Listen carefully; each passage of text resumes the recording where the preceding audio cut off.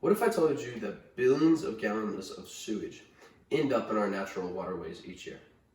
Well, green stormwater infrastructure is an intriguing field within environmental engineering. Hi, I'm Jackson Smith, and as an environmental engineer, I believe that we should take care of our environment. It's the place where we live and it takes care of us, so I believe we should return the favor. Now, I would like to take you for a few minutes into my world of environmental engineering, where we will be discussing green stormwater infrastructure. Today we'll be talking about the issues with stormwater runoff, how green stormwater infrastructure, or GSI, fixes these issues, and the additional benefits of green stormwater infrastructure. So, why is GSI needed? Well, in large cities, runoff is an extreme problem. Because of the lack of porous surface in these cities, we are seeing an increase in runoff across the globe.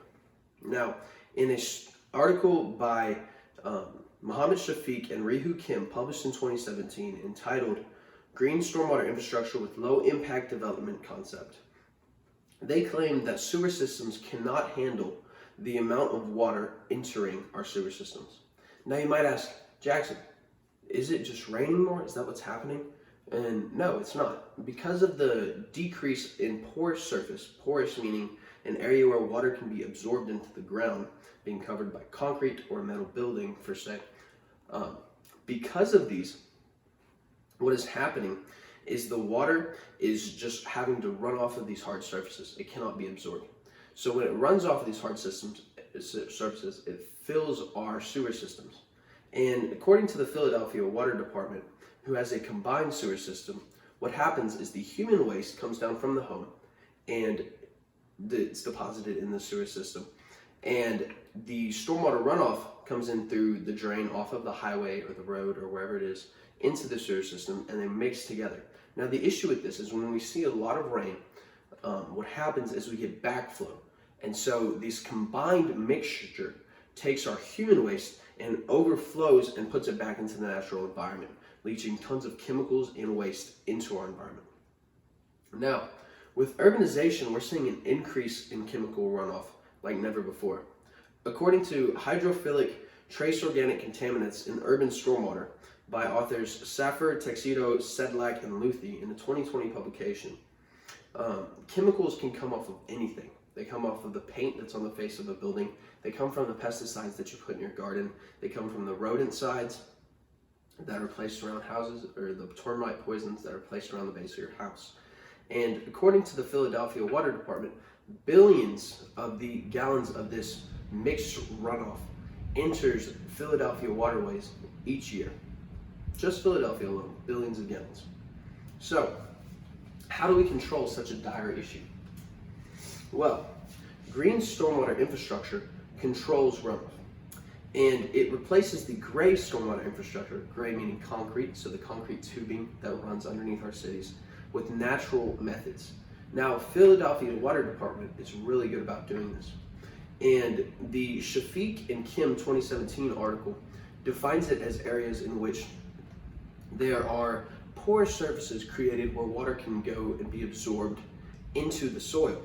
Now, and it can return to its watershed naturally. So these are things like a garden or a flower bed or things along these lines. An analogy would be the COVID-19 pandemic store lines. Now, if you remember, I'm sure you do, at the outset of the pandemic, there were many stores that would force you to line up outside 6 feet apart, right, with your mask on. And when you lined up outside, they would be clicking their little tracker as people walked in and out of the building. So one individual can only enter the store after another has left. And so this is really comparable to green stormwater infrastructure, because green stormwater infrastructure is these holding cells essentially for water, where water goes into these potted, essentially large potted plants in these cities, and it absorbs the water and decreases the amount of water that enters our sewer system, just like the lines decrease the amount of people in the store at one time.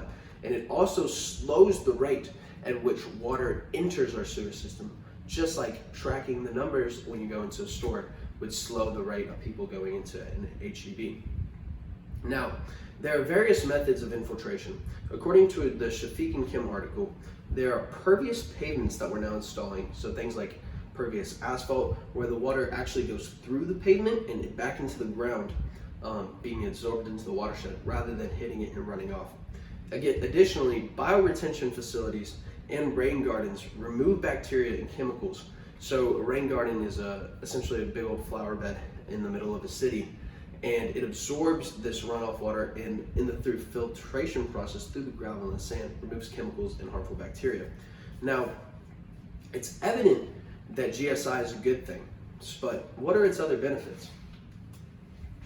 Now, there are a multitude of other benefits to GSI.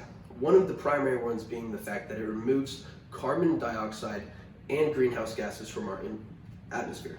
According to Temporal Evolution of GSI Strategies in 3 U.S. cities by L. McPhillips and A. Matzler in a 2018 publication, the green roofs in Portland actually were tracked and studied so that way it was seen that they absorbed these greenhouse gases that contribute to global warming and the air quality in the city out of the air and remove toxins.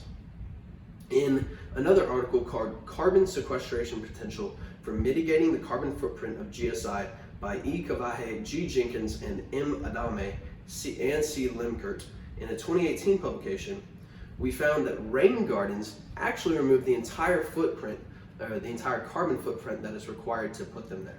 So they're the best GSI tool used in terms of carbon footprint. Another thing is GSI is really good for the economy. According to the McPhillips and Matzler article and the Philadelphia Water Department, areas that have GSI tools in them have skyrocketed the housing prices as the neighborhoods look more attractive with gardens and flower beds all around them and trees.